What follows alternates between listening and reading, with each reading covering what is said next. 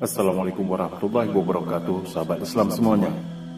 Presiden pertama Republik Indonesia, Dr. Insinyur Haji Soekarno, memiliki beribu cerita unik yang selalu membuat kagum.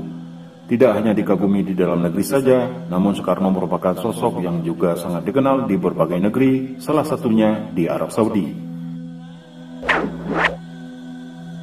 Ada salah satu peristiwa menarik ketika Bapak Proklamator Republik Indonesia itu menunaikan ibadah haji dan berziarah ke makam Rasulullah SAW pada tahun 1955. Pada saat itu, Bung Karno, sapaan akrab Soekarno, melepas segala atribut pangkat kenegaraannya saat akan menghampiri makam Rasulullah SAW. Kisah ini diceritakan oleh Said Husin Mutahar, pengarang lagu-lagu perjuangan seperti Hari Merdeka, Himne Pramuka, dan Syukur.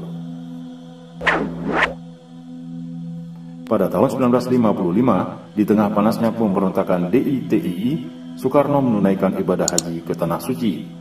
Di antara rombongan itu, ada Sekretaris Jenderal Konferensi Asia Afrika, Ruslan Abdul Ghani, kemudian ada mantan Menteri Luar Negeri, Ahmad Subarjo, dan juga Menteri Agama, Kiai Haji Maskur. Said Mutahar yang ikut dalam rombongan ibadah haji Bung Karno bercerita, saat Bung Karno berjalan di kota Madinah bersama Raja Saud bin Abdul Aziz, Bung Karno bertanya kepada Raja Saudi itu, "Di mana makamnya Rasulullah SAW, wahai Raja?" Raja Saud bin Abdul Aziz menjawab, "Oh, itu makam Rasulullah SAW sudah terlihat dari sini." Saat itu juga Bung Karno melepaskan atribut-atribut pangkat kenegaraannya. Raja Saudi pun heran dan bertanya kepada Bung Karno, "Kenapa Anda melepaskan itu semua?" Bung Karno menjawab dengan tegas, "Yang ada di sana itu Rasulullah SAW. Pangkatnya jauh lebih tinggi dari kita, saya dan Anda." Kemudian Bung Karno berjalan merangkak dan menghampiri makam baginda Nabi SAW. Sesampainya di samping makam Rasulullah SAW, Bung Karno bersama beberapa anggota rombongan sempat mengheningkan cipta dan kemudian berdoa. Bung Karno pun tak kuasa untuk tidak menitikkan air mata di depan makam manusia agung itu. Bagi Bung Karno, pangkat dan kemampuan yang dimilikinya tidak bisa dibandingkan sama sekali dengan apa yang sudah dilakukan oleh Nabi SAW sebagai pembawa risalah Islam ke seluruh jagat raya.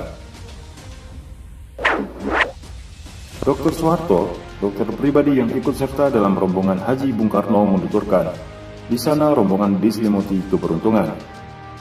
Sebab tidak seperti pemimpin negara lain yang sedang menunaikan ibadah haji di waktu yang bersamaan, Bung Karno dan rombongan diperkenankan berziarah hingga ke makam Nabi Muhammad SAW di areal Masjid Nabawi, Madinah.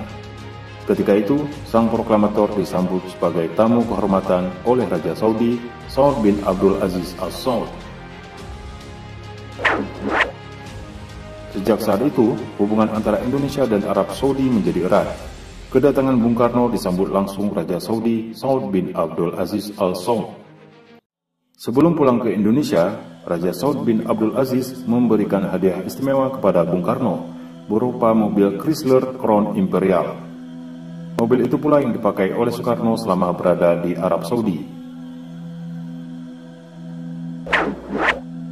Salah satu ide Bung Karno ketika menunaikan ibadah haji yang masih bisa disaksikan hingga kini adalah penanaman pohon di Padang Arafah.